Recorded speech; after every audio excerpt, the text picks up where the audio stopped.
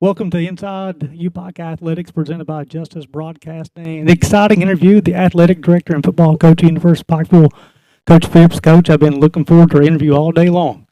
Well, I appreciate that. I have too. You know, there's been a lot of odds and ends to get accomplished today, but this was definitely going to be the highlight of my evening. So I appreciate you stepping in the locker room here with me this evening and visiting. Well, Coach, definitely appreciate the tour of the Hoops family athletic facility here and host we're inside the football locker room, but there's so many more things that goes on inside this facility, Coach, besides just football. Yeah, absolutely. You know, nearly 700 student athletes in 26 sports make their way through this building almost on a daily basis. It's probably the most used undergraduate building on campus if you think about it.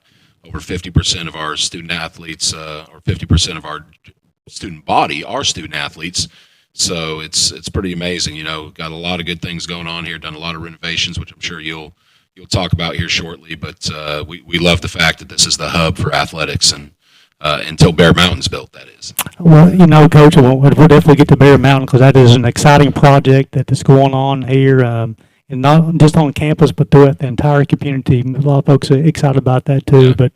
But Coach, before we get to Bear Mountain, and you have so many different roles here on this campus. You know, the football coach, so you know definitely know how to coach the sport. You understand the importance of what that athletic scholarship means to a student athlete, and also now this is year 2 as being the athletic director as well at the University of Pikeville. But somebody who is used to those type of roles, of course, Casey, you did that very successfully. You really helped save that school through athletics. We was the athletic director, the football coach, and the vice president of enrollment management. Coach, it's been a busy semester for you. Tell us what's going on at UPIKE Athletics in the fall. Yeah, and it's been a great semester. Probably one of the best fall terms we've had. You know, football finished second in the AAC and scores great points for our all-sports trophy, our President's Cup. And but both our men's and women's soccer programs had the best seasons in school history. You know, our men's soccer program just dynamite under Coach Ollie, and then you know our women's soccer program was back-to-back winning seasons. This is the first winning season really in the history of the men's program. So, and then volleyball elevated their game significantly and made it back to the conference tournament. So we've got some sports that are still elevating, but our main team sports in the fall had some outstanding years, and we're really proud of those coaches, those student athletes, and the support staff that help mentor those folks. And Coach, you talked about the volleyball team.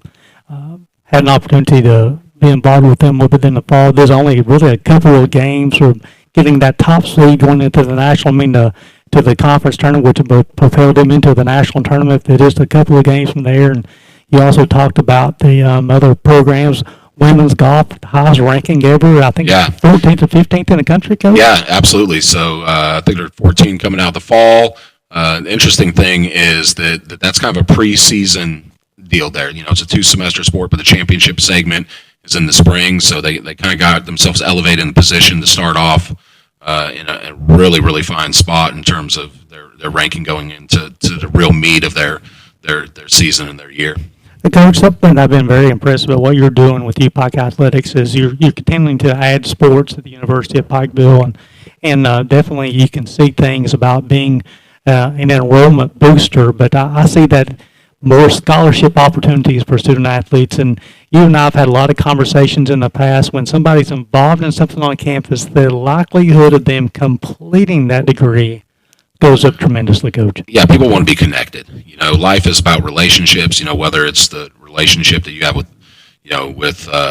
God, whether it's relationship with your family, relationship with your coworkers and your teammates. So if you can have relationships on this campus, even if they're not your coach, it's somebody in the residence hall, it's somebody in the business office, it's a gal that works in the cafeteria. If you can find those people. For me, that person was Debbie Harrison, who was the secretary or admin assistant is what we would call it today, to be politically correct, of the kinesiology department. And when I wanted to complain and I was feeling down and out, being 32 hours from home, going to school in Arkansas, growing up in Northern California, I'd go see Miss Debbie, and she'd bring me home, and her husband Bill and I would watch a Monday night football game, and their 2 kiddos would crawl all over me. So I think back to the connections I had with people outside that football program that really meant something to me. So absolutely, you're right, that connectivity to the campus community, to this place, to this region, to this town is critical for our students to want to stay here and want to finish.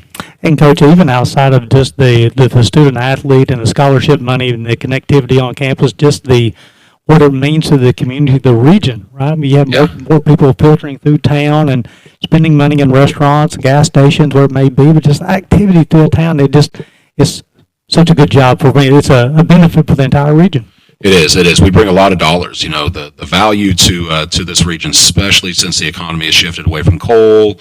The hospital, the university, really employ a lot of people, bring a lot of top-notch folks into the region, keep a lot of local top-notch people right here, where people that go off and they say, I want to come home, I've made my way, and then they come back to raise their kids here in the mountains of Central Appalachia. So there's so many things. If we have a summer camp, maybe football, maybe soccer, those families are coming in from Georgia, they're coming in from Ohio, and they're getting hotel rooms, and they're buying burgers, and they're buying, tanks of gas. And, if we really did a true economic impact study of today of what the University of Pikeville Athletics does in terms of driving, some dollars and some tax revenue, I think it'd be pretty unbelievable. You'd be pretty shocked and surprised in a positive way.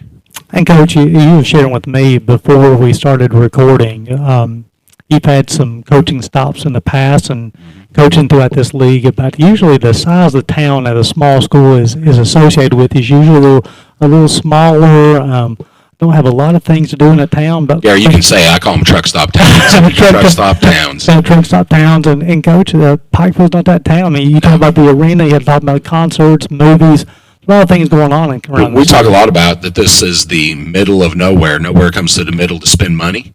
And the fact that there's restaurants here, the fact that there are a little bit of shopping here, there's some opportunities. Where else do you get an arena a block from campus where the probably the seating or the capacity almost matches the actual population of the town? And if you look at it, we've had Jack Harlow, and we've had Jelly Roll, and we've had all these different things. You've got rodeos, and you've got monster trucks, you got the WWE, and you got the symphony that comes from Louisville every year, and it brings a lot. Governor Patton was pretty instrumental in getting that here. He's kind of my guy, so I always like to throw him a shout out. So if you look at it, bringing that arena here, a lot of people thought it was foolish and crazy, but it drives a lot of things here. And the Bears get to play a little bit of basketball there, so it's pretty awesome.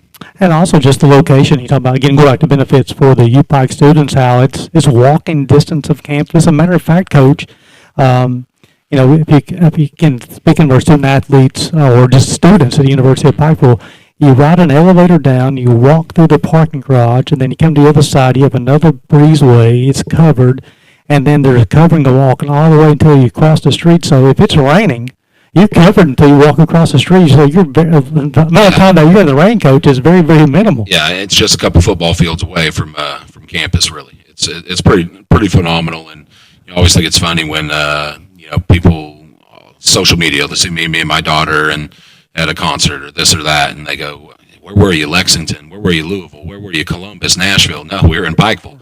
We were 5 minutes from the house, and so it's pretty cool to be able to sell that too. We have a nice presentation in football, and that's one of the things we sell is the arena there. And I'll be honest, a lot of our big fellers, the offensive and defensive linemen, get off-season jobs there working security, and it makes me a little nervous on some of those more rowdy events, but it's an awesome opportunity for them to make a few bucks too. Coach, as far as UPIKE Athletics, again, it's been very busy during the fall. We're in the middle of finals week right now. That's something I was wanting to hit on regarding academics. Since you've been part of the University of Pikeville, you were very an integral piece of developing the academic support between athletics and the University of Pikeville. And when I say integral piece, because you took the University of Pikeville football team, the largest enrollment team that we have on campus, and used all academic support through the University of Pikeville. And it's made a huge difference. I mean, the GPA for the football team went up dramatically, and now the entire athletic programs use the University of Pikeville, the academic sports back. Talk about that, Coach. Yeah, it was crazy when I showed up here. I was shocked by a lot of things. I came down here on kind of a fact hunting mission that I was going to come down and basically look at the budgets and go back to my president at Kentucky Christian and say, hey, I need a little bit more in this area or that area. Well, one, I fell in love with the people in the region and the community. But secondly, I was like, I cannot duplicate all the resources that are not being used here. So when we came in the door, we brought a young lady with us, Daria, who'd been our academic support person. She kind of bridged what we had done and what we could do with Dr. Meyer and some people here like that. And then now Lori Hypes and Nero Hogg has taken it to a whole different level. He was a student athlete for us. He works with football. And then Lori Hypes, she's the person who facilitates all of it. And, I was asked the other day, what could we use more of? And I said, more academic support. And they probably think I'm crazy because our GPA was a 3.44. As a department for nearly 700 student athletes, almost 2/3 of all of our student athletes that were eligible were returners, were academic all-conference. That's a 3.25 GPA. Nearly, 40% of our student athletes were academic all-Americans or NA all-scholar athletes, which is a 3.5 GPA. So if you look at it, our retention rates are well above the national average in terms of kids staying here and graduating. Still, this is a place that's a first-generation hub for first-generation college students from the mountains here and all over the country. So, I tell people in 1889, missionaries showed up here to bring education to the mountain children. And today we bring the mission field to the mountains. And Coach, and I want to just repeat that, over 700 student athletes, and the cumulative GPA is 3.44. Yeah. Over 700 plus student athletes, and the average GPA is a 3.44. So our GPA and our retention, when people say big dumb jocks, right, is actually stronger and higher than the non-student athlete population. We are an open enrollment institution, open access, which we should be. In this region of the world, we're trying to serve a purpose, and we do that very well. And so we want that open access. But if you look at our athletic department as a whole, we much more reflect a highly selective liberal arts school that's got some, just clearly drawn lines in terms of who can get in and who can't. It's amazing, and that the focus is not just athletics. The focus is academics. Since your leadership to become an athletic director, even since your leadership since you come to the University of Pikeville as the football coach, to get that going, absolutely amazing. Because I remember a study hall. It was more of showing up and just kind of punching the clock. So we talk about we don't believe in study hall. So here's the deal: is I could run around a a big room with 100 football players, and it'd be like trying to put out wildfire with your bare feet. Hey, get off TikTok and get off Instagram and get off Snapchat. And some kid would come to me and say, Coach, can you help me with this course? And I say, well, that wasn't my major. I never took that.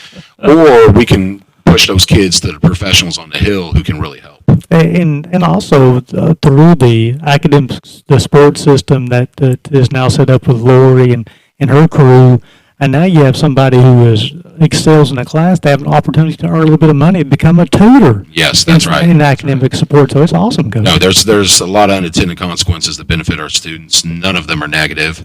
In football and every sport, we let them kind of monitor and manage it differently. So for what I do in football and what Ty does in basketball might be completely different. I'll be honest, if I was a coach of a female sport, I probably have it really easy because there's a lot. I hate to say it, gentlemen, but there's a lot more sharp folks out there to recruit on the female side. But for us, if you're a 3.0, you get to go do your thing, okay? And then if you are from a 3.0 to about a 2.75, then you've got 2 hours in that academic sport weekly, and then 2.75 to about a 2.25, you're going to have 4 hours. Anything below that, you're going to have 6 hours. And then when we get to midterms, especially those freshmen, I'll kick some kids out of practice and say, listen, you can't help me out here, so you're going to not only have those 6 hours, but you're going to have another 6 hours because we have those 3 big practices a week in football. So you're going to have 12 hours a week. So, they say, old coach told me, Denver Johnson, he said, Corey, boy, you can't lead a horse to water and make him drink. But you can drown him. So we try to drown him in academic sport to have the opportunity to be successful. And, Coach, you've talked about this before. I saw other interviews. You're not worried about the 4 years they're here on this campus. You're worried about preparing them for the next 40 years of their work career, their professional career too. So, especially right now, you get into your mid-40s like you and I are, Gary. And well, I want to say, you're kind when you say mid-40s. That's very kind. Life hits you at 100 miles an hour, and all of a sudden you lose a parent. And all of a sudden, you have a special needs child. And all of a sudden, you lose a job. And all of a sudden, the economy shifts, and you got to retrain yourself, retool yourself. And we want the athletes in this athletic department to really understand that we're creating tough people for tough times. That they're going to get a quality education, going to get a degree on this campus. But the experiences they're going to have in athletics is what we really hope is it's going to set them up with some life experiences and test their mettle a little bit, and give them the best friends they're going to have in their life that they rely on. The place I played at, they're up at Kutztown this week, up in Pennsylvania, 12-degree high here, and they're going to play in the national playoffs. If they win, they go to the national championship next week. We'll all be in McKinney, Texas, rooting on the Bison. And so I'm in this group message where guys celebrate, but also guys that I played offensive line with also minister to each other when it's tough. Wow. So, for me, my hopes is that these guys have that same experience in our football program, and those ladies in women's basketball with Cliff, and those golfers, and those bass fishermen, and those archers, and whatever sport we start next, get the same type of experience in terms of those things. So, I really do believe in that tough people for tough times, mantra that we talk about a lot here. Well, Coach, I know you have a vision, and part of that vision requires some money, some fundraising. So, Coach, I know you have you walked me through this facility, which has had a total makeover, which is phenomenal. The student athletes it's next level stuff.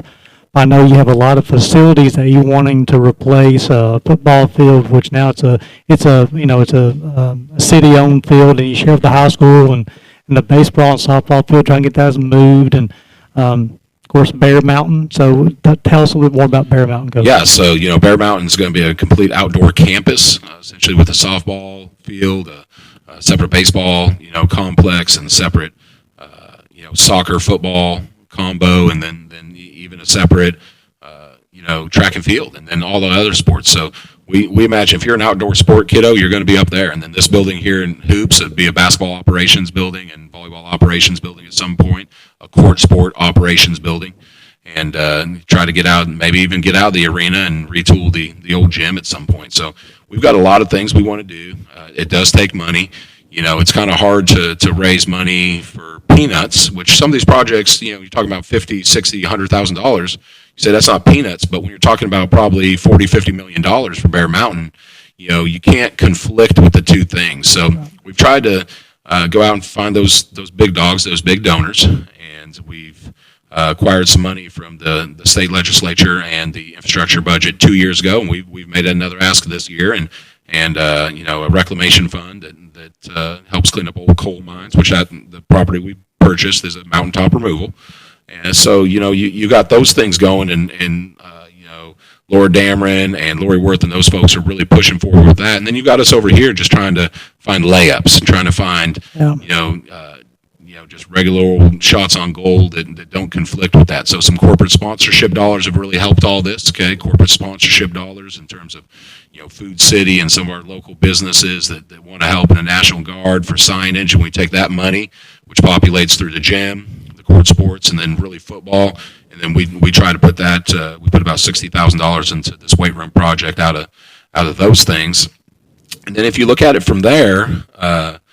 We're trying to drive a booster club. We're trying to get our alums back, and we've got it set in a price point where anybody can have access to that booster club, even from $75 to whatever they would like to give. And so those dollars last year helped us with some branding and different things around the facilities. So we don't want to conflict with those. So if you want to name Bear Mountain your mountain, we'd gladly let you write that check, and we've got a price point that we can let you know about that. But also, if you just want to get access and feel like you support our sports, we want you to do that. So fundraising is critical. You got Big Blue Nation over in Lexington with a bunch of spoiled NIL babies and getting revenue share. Right. We'd really like the folks in the mountains who send that money to those jokers to just carve off a little. Just carve off a little for the UPIKE Bears, because we're serving a whole nother purpose. Bear Mountain is going to have a dual purpose. I was at Missouri Southern in Joplin, Missouri, right after the tornado, the most expensive tornado in American history, and the president there, Dr. Alan Marble, acquired a $40 million gift from the governor, essentially, to build a beautiful field house that was also a great tornado shelter, and that was really a gift because the triage center for Missouri Southern there in Joplin was the university, and so we've kind of pitched out a little bit here that we get some just historic flooding here. It's not going to change. As you can argue about climate change, you can argue about what you want, but we have had some floods here that are even abnormal for recent standards. So I've noticed, Coach, that you're turning over.